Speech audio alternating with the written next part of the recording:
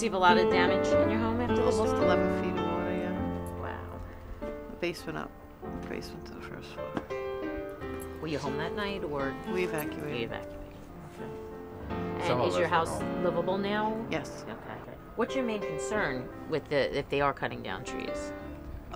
We won't have protection. And I don't even think we'll need a big storm like Sandy.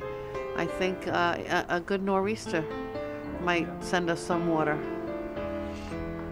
How much damage did you experience in your home from the My storm? whole first floor. Ripped up the floors, ripped out the walls. Water came up all the way up the block and around the corner, Yeah, it all came the way up. both ways Right. at one time. Well, thank you so much. Thank you. Thank you. Thanks for coming. Thanks for coming down. Appreciate it.